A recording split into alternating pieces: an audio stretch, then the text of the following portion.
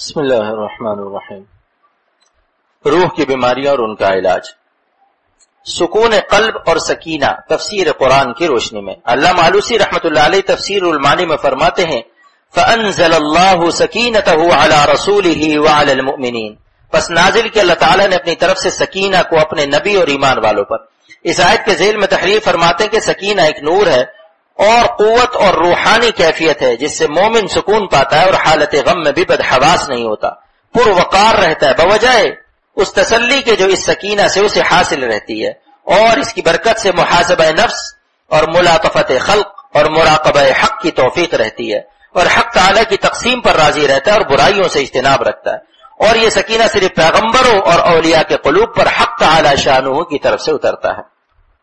اصلی عربی عبارت هو الذي أنزل السكينة في قلوب المؤمنين الآية،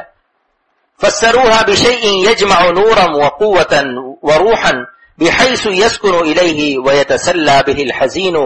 والزجر ويحدث عنده القيام بالخدمة ومحاسبة النفس وملاطفة الخلق ومراقبة الحق والرضا بالقسم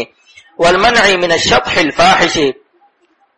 وقالوا لا تنزل السکینۃ الا فی قلب نبی او ولی۔ 11ویں پارے میں ان صلاتک سکن لہم کی تفسیر میں علامہ آلوسی رحمۃ اللہ علیہ سکون اور سکینہ کی تعریف اس طرح فرماتے ہیں ان صلاتک سکن لہم ای سبب لنزول السکینۃ فیہم، اے نبی آپ کی دعا آپ کے اصحاب کے لیے نزول سکینہ کا سبب ہے۔ سکینہ کیا ہے؟ وَفَسَّرُوا السَّكِينَةَ بِنُورٍ يَسْتَقِرُّ فِي الْقَلْبِ وَبِهِ يَثْبُتُ عَلَى التَّوَجُّهِ إِلَى الْحَقِّ وَيَتَخَلَّصُ عَنِ الطَّيِّشِ۔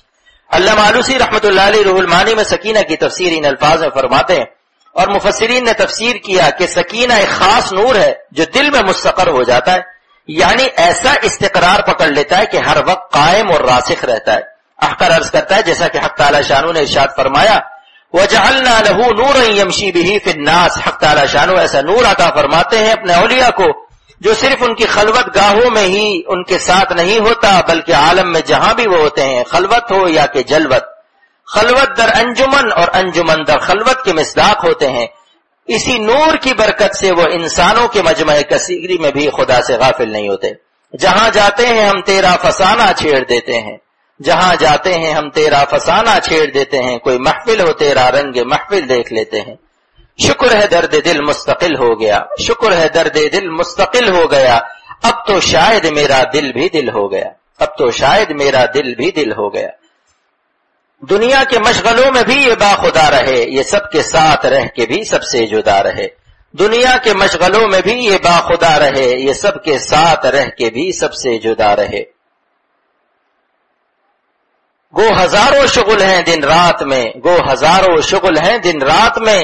لیکن اسعد آپ سے غافل نہیں، لیکن اسعد آپ سے غافل نہیں۔ مولانا اسد اللہ صاحب رحمۃ اللہ علیہ مظاہر العلوم سہارنپور۔ اس نور سکینہ کی دوسری شان علامہ آلوسی رحمۃ اللہ علیہ نے بیان فرمائی وَبِهِ يَثْبُتُ عَلَى التَّوَجُّهِ إِلَى الْحَقِّ، یعنی اس نور سکینہ کے فیض سے قلب ہر وقت توجہ الی اللہ کے مقام پر فائز رہتا ہے۔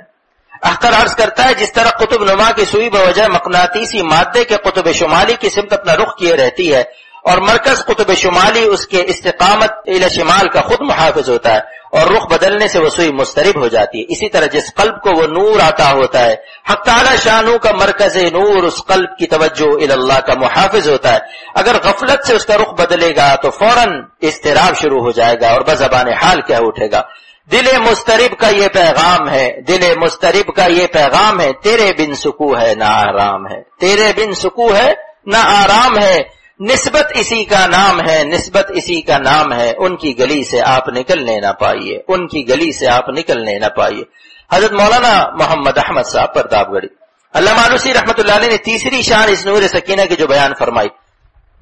وَيَتَخَلَّصُ عَنِ الطَّيِّشِ، یعنی یہ شخص بدحواسی اور بے عقلی کے اضطراب سے نجات پا جاتا ہے۔ لغت محیط المحیط قاموس مطول اللغہ لغت العربیہ صفحہ نمبر 563 پر طیش کی تحقیق ملاحظہ فرمائیے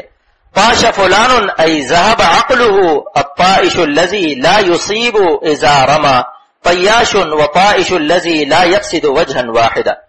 ایک شاعر گناہگار زندگی کا نقشہ یوں بیان کرتا ہے نت نیا روز مزہ چکھنے کا ہے لب کا ان کو، نت نیا روز مزہ چکھنے کا ہے لب کا ان کو،